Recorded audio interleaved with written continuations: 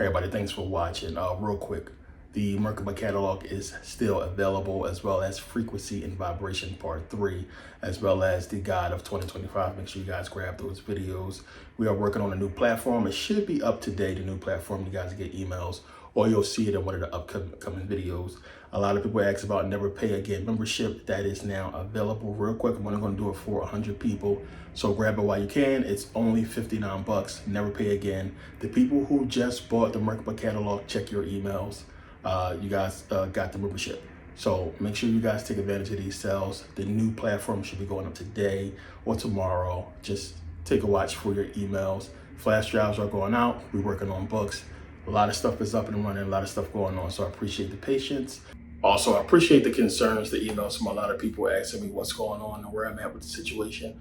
You know, I came back because things are a lot better. So I'll work my way out of the situation I was in, and it just took, you know, some resiliency and just me knowing what I know to be able to put myself in a better situation. But I appreciate the concerns and people sending the emails and what have you. But everything is good. You know, it's just a waiting process at this point. I know I'm going to win my situation, so it's just a waiting process, and everything is good. You know, it'll be fine from this point on. And you know, you learn from mistakes, and you learn how to make different moves the next time around, which that's what I set myself up to do. But I appreciate the concerns and the emails and everybody just really being supportive of the whole situation. It takes a lot to really come on here and put out personal information or let people know what's going on in your life or what have you. But I have so many people around the world who actually care about Merkabah, what's going on in the academy and everything I've been doing over the last decade. So I really appreciate those people for being concerned and sending support or what have you. It's really helping me, you know, move forward and get through all the, you know, the bullshit. But, you know, I don't really let too much get me down. I've been through far worse. And it's just a process, and you know, process is definitely getting straightened out. But yeah, and yeah, I'm getting into these videos because a lot of people have not seen these older videos, and I'm getting a lot of feedback on these videos. I know most of you guys who've been following for years, you guys seen these videos. I'm talking about the videos I put out as far as these rundowns. So the rundowns are going out because it's going to be, you know, final parts to a lot of these series that I want you guys to understand what happened in the previous videos. So I'm doing the rundowns because I'm ending off a lot of these series to get into a lot of new series. So yeah, if you're seeing them, fine. Thanks for taking a second look. You probably want to do that anyway because there's a lot of information in there that you probably missed or didn't realize is really relevant. It's relevant right now. So a lot of the stuff, when you start, you know, jogging that memory and looking at a lot of stuff that you missed, because I've done that myself, it is really getting into a lot of stuff that's pertaining to today and what we're seeing today, and really opening up some doors into a lot of new information when you really pay attention. So definitely check out these rundown videos. I'm going to be posting them all week. But yeah, make sure you guys take advantage of these sales, and make sure you guys grab the memberships or what have you while they're still available. And yeah, thanks for watching. It's a big gap that is basically being, you know, looked over. It's not being talked about enough. A lot of people are not really digging into the history of it to get people to a better understanding of what took place. Because we look back, and everybody know about this, we see the black gods of Asia. You see the black gods of India. And we know that, you know, Krishna, and we know that Vishnu and all these black gods, you know, about the Sambo and everybody like that. All these Hindu and Buddhist gods were black. They were worshipped as black gods. All the gods was worshipped as being black at some point in time. We need to understand what happened, what took place to where the culture basically got rid of all their black idols. And understand this too, if you travel a lot, you see that, especially since I go to Thailand a lot, and in India as well, you see that the civilizations moved away from the ancient lands. That's another thing you got to understand. Why? You go back to different parts of like Thailand and India as well, Cambodia, they have the ancient ruins, and the space is basically really preserved for tourists and stuff like that. But you got to think, why wouldn't they want to live there? I mean, this stuff is beautiful, as you will see. Well, even if he was living primitively, if he was living off the land, why wouldn't you want to be near such beautiful history? And you got to understand why they disconnect with this history, why they disconnect with the indigenous people, and what basically took place. It's so much, it's so crazy, it's so deep, and we're going to get into it. Let's begin. Now, here's the thing. You have scientists that have been in agreement, you know, for hundreds of years about out of Africa. the majority believe in the theory. And we're going to prove the theory here today. It's going to get proven 100%. And they know the truth. It's easy to prove when you pay attention to real recorded history. But we're going to prove it. But now, remember, out of Africa theory, we know the Africans came up. They crossed the Red Sea, crossed into Saudi Arabia, crossed the Persian Gulf, into Iran, and traveled up to Afghanistan, Pakistan, India, Tibet, what have you, and eventually migrated over to Asia, Australia, what have you. This is the out of Africa theory. We understand this. So it is widely agreed upon that this is what took place. Now, another thing that's agreed upon is we understand these were African people. These were black people. So when you look at that migration and the fact that they traveled across, they set up civilizations and they kept moving, you understand that these were African people. So the question you have to ask yourself is, one, on an evolutionary scale, what happened to them? How did, these tribes become Indian with the straight hair, Asian looking totally different with the Mongoloid features? What happened? And then, of course, we understand this evolution. We understand we make all races. So that's one thing that you prove and understand in there. That's one of the things that you go back to and look and see, well, okay, we see what happened. This has been proven by science as I got into. And the Andaman tribe and everything like that. Now, we understand that the Andaman, who basically is from, Indus Valley civilization, which is part of Afghanistan, Pakistan, India, we know that they are the descendants of the Africans that basically traveled over during this whole migration. The Andaman would be the descendants, and we see how they look, clearly black. Understand, we don't just have what we call, nappy hair or Negro hair, whatever they want to say. We had all kinds of hair. We had straight hair. We had curly hair. We had wavy hair. We have curly and wavy hair. We have a lot of different hair types, as you see clearly when you go in Africa. A lot of different hair types, a lot of different complexions that we can come in. So, again, when I checked, wanted to make sure everything was matching up, from the books that I read. Ivan von Sertima, Anta Diop, everybody was saying the same thing. So when I looked, it said exactly the same thing. Yeah, these people basically come from, the descendants. They are the descendants of the Africans that migrated over to the Indus Valley. But now this has changed.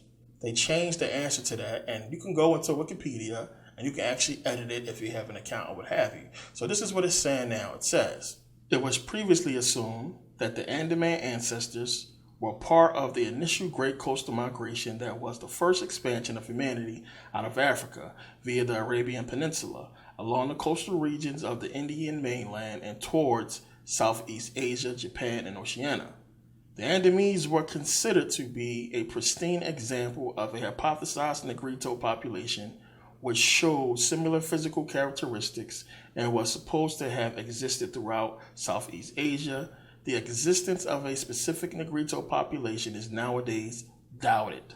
Their commonalities could be a result of evolutionary convergence and or shared history. Now, what they're basically trying to say is they're not 100% sure that the Andaman are from Africa, which, come on, they try to put it in such a way to where they cast doubt on who these people really are. But again, who else would they be? Where else would they come from?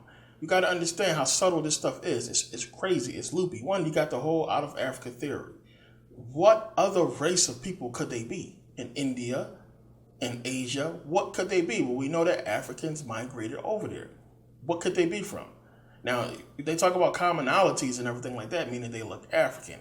They think that they basically, came together based on convergence, meaning that you had a different group of people come together with another group of people to create the Andaman. It doesn't matter. You have Africans come together to make Africans, if that's the case they want to go against. No matter how you slice it, we're talking about African people. Now, let's be real here. You can take a car and you can drive from Cairo all the way over to Mumbai. Plain and simple. It's one big landmass. So you can't even be, skeptical about the Africans coming up out of Africa and traveling over, towards India when it's one mass. It's connected. We don't know how much more connected it was back then. But you got to understand, it's going to be a lot of this kind of stuff we're going to see coming up, what they're trying to do. And to see that this is something new, that they changed this recently, is something that's real, it's alarming. It's like, okay, why would they change this? And you got to understand too, which we're going to get into about the Indian culture, everything that's going on in India, about why that thing is set up like that, why they deny their own people.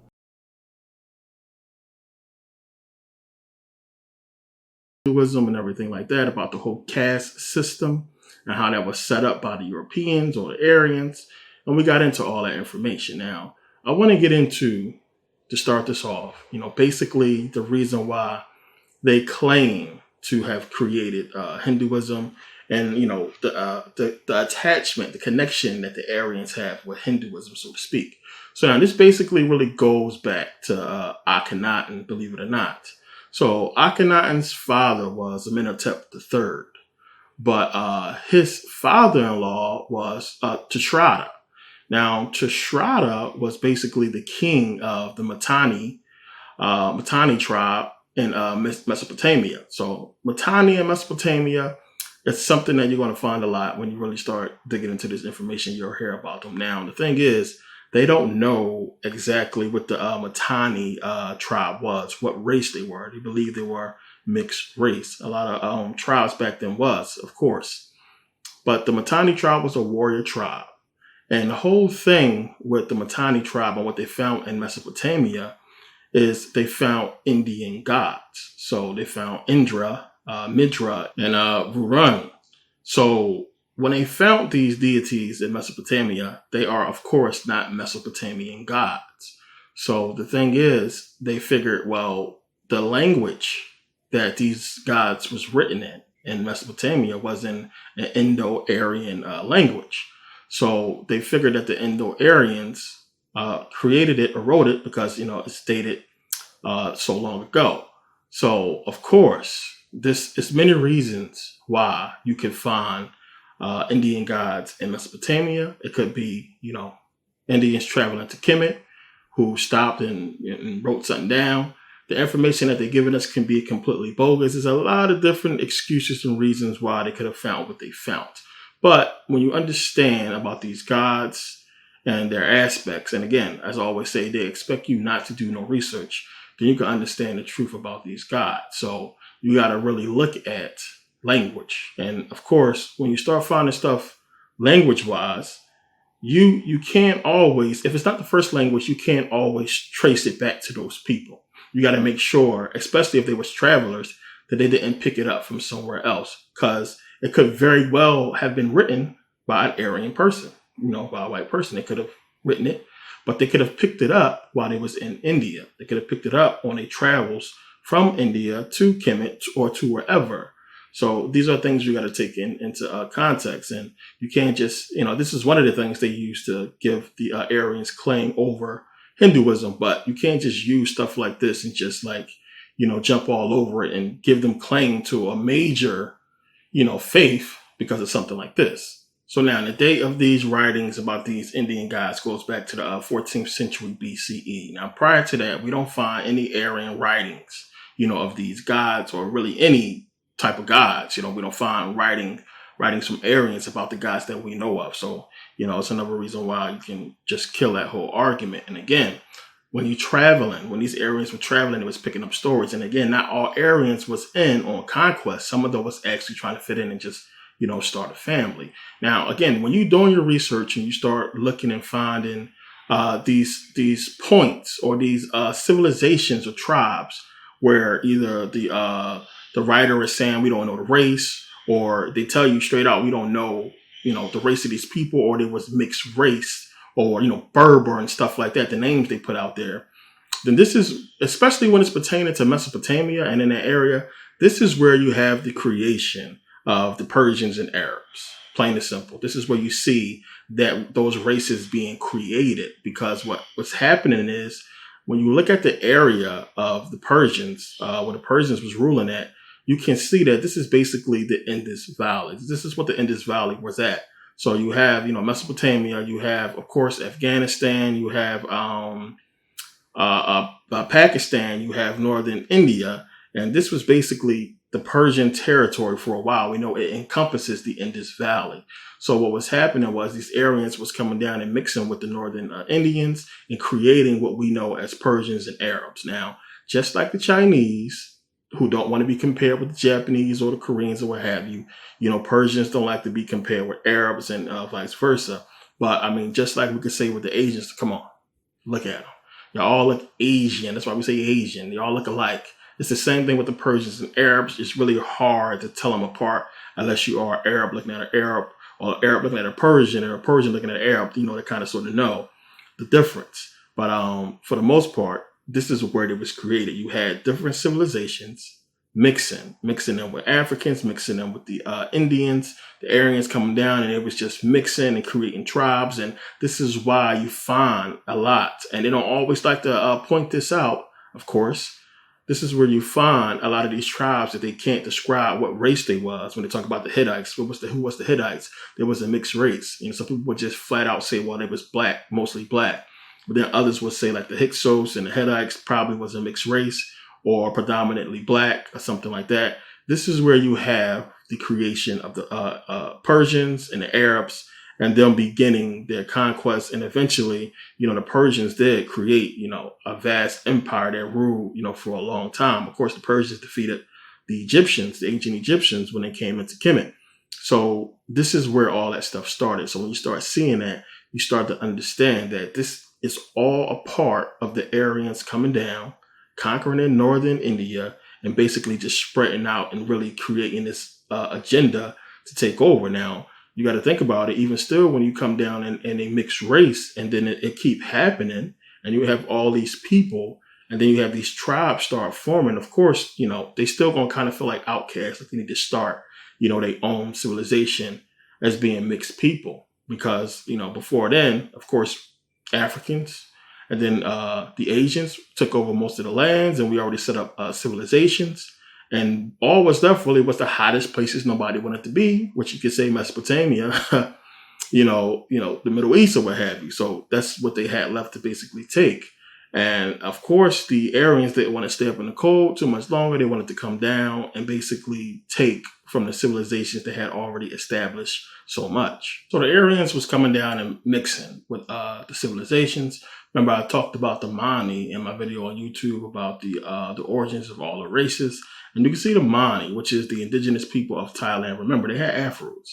Yeah, well, they still have afros. These people still exist to this day. When you look at these indigenous people, it's the same thing when you go to like Cambodia, you go to China and Japan, you have dark-skinned Asians still exist to this day, especially in Japan, especially in Thailand with the Mani, and they having afros. You can see it clear as day. You can see a lot of them look like black people, but we can see, what happened when you look at the Thai people today and the Chinese and Japanese today. They have straight long hair because of the Aryans coming down and mixing in. Now, to me, when I researched this thing and looking at this whole thing, to me, this was a coordinated attack on melanin, which basically leads me to believe that at the top, back then, they understood their deficiency. They understood their problem with melanin. And they basically wanted to weaken the rest of the world. They wanted to basically infect the rest of the world and decrease their melanin. And I'm going to explain later why this is important. And I'm going to explain later why them mixing in, basically it's a good thing and a bad thing. But that's basically what they came to do. They came in, they weakened the people genetically weakened them and made them, less melanin, which melanin is a major thing. So when you understand that, think about that. From the woolly hair, the blackness, the representation of power, melanin, into the straight hair. So that's basically what took place. To me, it was something that they had to understand and know. Now, they did this because, they wanted to basically get in power. And once they got in power, we seen the disappearance of the black gods from the ancient world. Remember, they gone. They got rid of them. And we're seeing the rise of these white gods, these unseen gods. And, when you look at Jesus and Buddha and Krishna and Vishnu, when you look at Jehovah, Yahweh, Yahweh, all that, these are all gods that's here to basically cover up the black gods, to hide the black gods, to reduce them to a level of secrecy that you can only discover their true origins and identity in secret societies. And that's basically what took place. That's basically what happened. You had all these governments basically get in on this because they themselves are in these secret societies and want to rise up in ranks. So they had to do their part. And again, you have to understand that one ruler at the top, he only think about himself. There is no way you can have one man representing an entire kingdom and not have a set of rules that's basically going to really govern him and limit his power as far as the effect he can have on the entire kingdom. You can't get that power to one person. But when you look at a president and people that had this power to do so much, I know we got a Senate and what have you, but the president has executive orders, so he can basically do what he wants. So these people, these rulers have basically sold their people out, and that's going to make a lot of sense later. They sold them out. So you had these people, the Aryans come down, mix in, weaken the nations, and basically leave, because the more melanin they had, the more stronger, the more tough they would be to conquer and fight.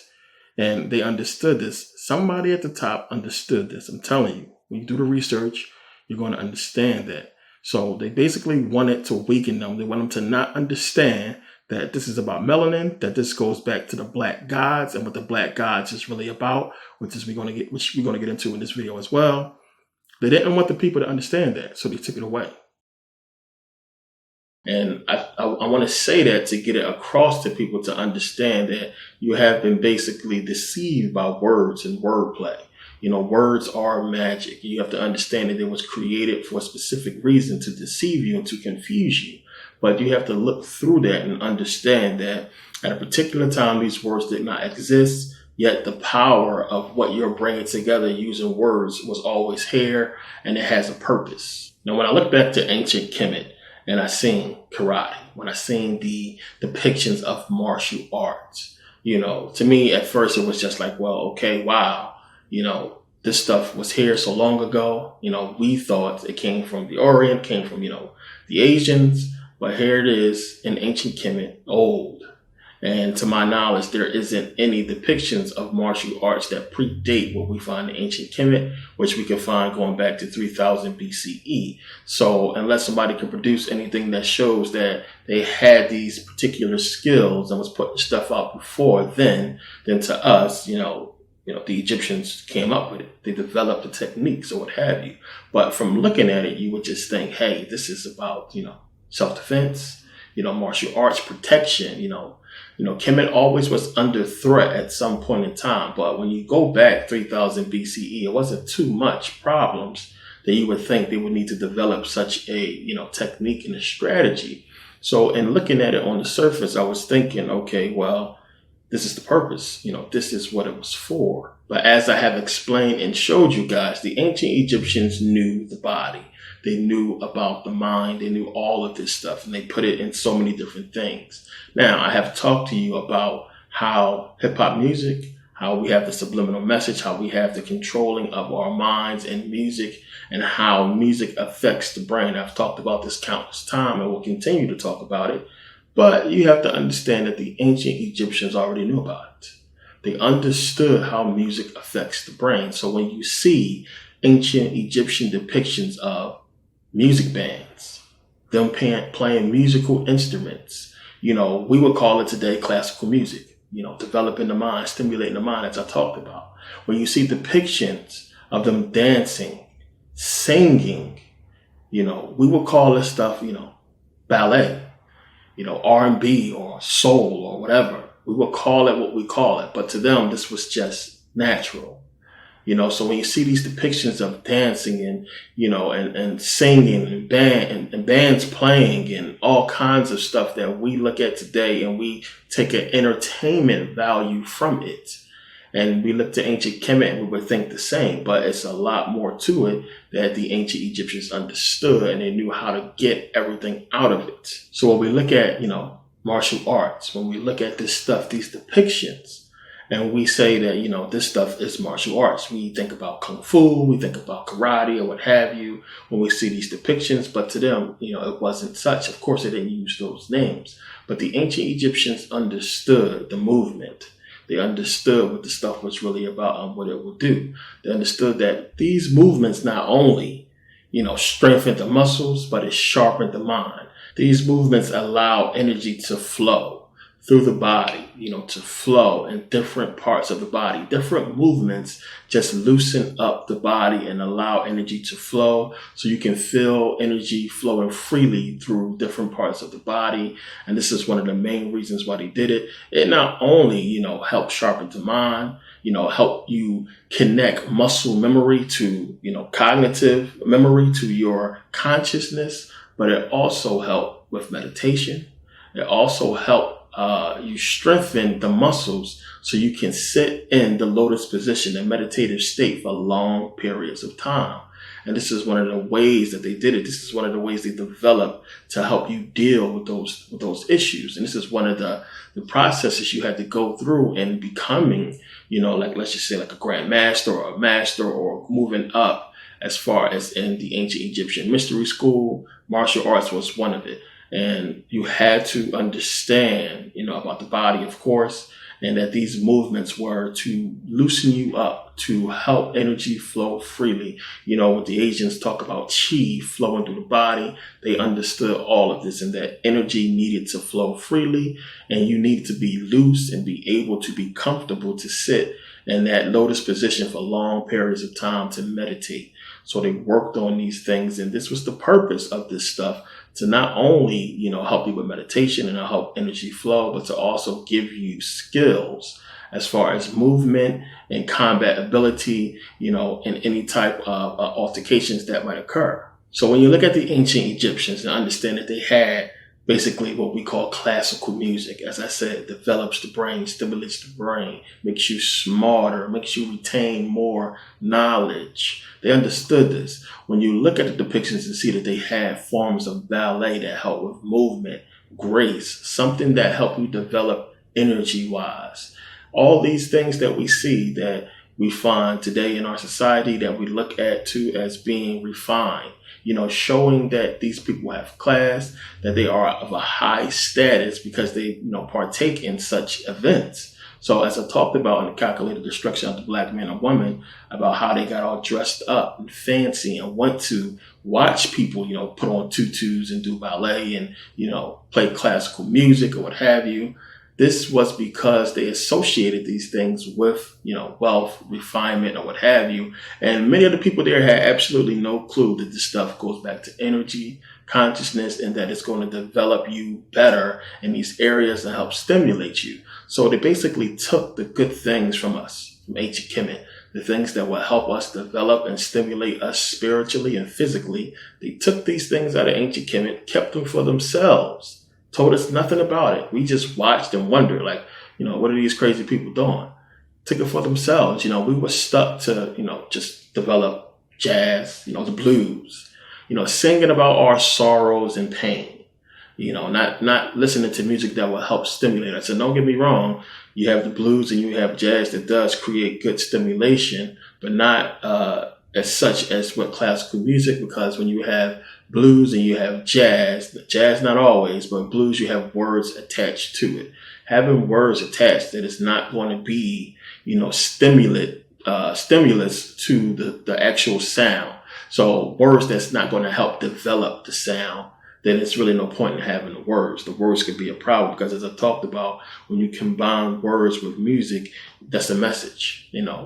Words are powerful. You got to be careful what you say. So you don't really want to associate certain words in musical form because they have dual meaning. It's better to just have the music.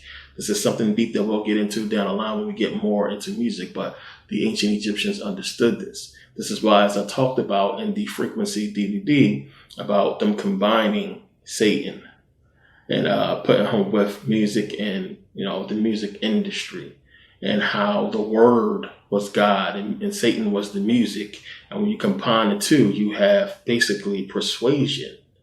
And that's what it was about. So when you understand the parable and what it was talking about, Satan basically played the music, the choir director, you could say, while God was the word. And he spoke, and you combine them and you have song, which music can be stimulating and persuasive. Music on its own without the words can be persuasive. So this is just a whole bunch of things that just go along, with everything. But understand how they took classical music, they took ballet, they took everything that would stimulate them and develop them to be higher and function in higher brain capacities than us. They kept for themselves, and we end up with gangster rap, hip hop, R&B, stuff that is destroying us mentally and physically, causing the downfall of our civilization, causing the downfall of us. And this is what we have to deal with, and this is what they allow us to promote and make our people rich off, because it's destroying us more than it's helping us. So we got to look at this stuff and understand that if it wasn't ancient Kemet, it was there for a reason. And this stuff we need to come back to and start, developing more ourselves and getting more engaged in ourselves, instead of leaving it to the Europeans to have and take and control when it came from us. And it's crazy when you look at other civilizations, you look at people throughout history that are known for things. They're known for something specific. You look at countries that are known for something specific, groups of people known for something specific. And then you go back to ancient Kemet and you find out, guess what? It was there first. And it's like, damn, no credit was given. Nobody said anything. It's just we was led to believe that certain people developed certain things. And then when we go back to ancient Kemet, we see that it was there first. And, somebody always throw that little depiction in there, whether it's believed that the ancient Egyptians discovered it, or that, it was found first here in ancient Kemet, always to leave doubt that it's possibly somebody who developed it before them. But there's no proof. So it's weird when you find that kind of stuff. But when you go back and you see the depictions of martial arts, and you think about, Bruce Lee, who we'll get into a lot in this video, and you think about just martial arts in Asia, and a lot of people don't have no clue exactly where it came from. We just all assume it came from, ancient Asia with the Asians. But when you go to ancient Kemet and look at martial arts, they call it lotus fighting, which we understood how important the lotus was to ancient Kemet. It symbolized rebirth, with the opening of the petals when the sun rises and the closing of the petals at night. They related it to the sun, of course, which the sun was revered. When you look at it in Buddhism, of course, the same thing. The lotus symbolized spiritual awakening and purity, because you had a lotus, which is also called a water lily, which basically sprang up, from the dirt, the dirty water, from the water, what have you, and came out and, opened up perfectly clean, pure, no dirt, no mud, no soot, or nothing on the petals. It always sprang and opened up clean and clear. And the Buddhists looked at it as, the lotus made a conscious decision to basically say, I'm not going to get dirty.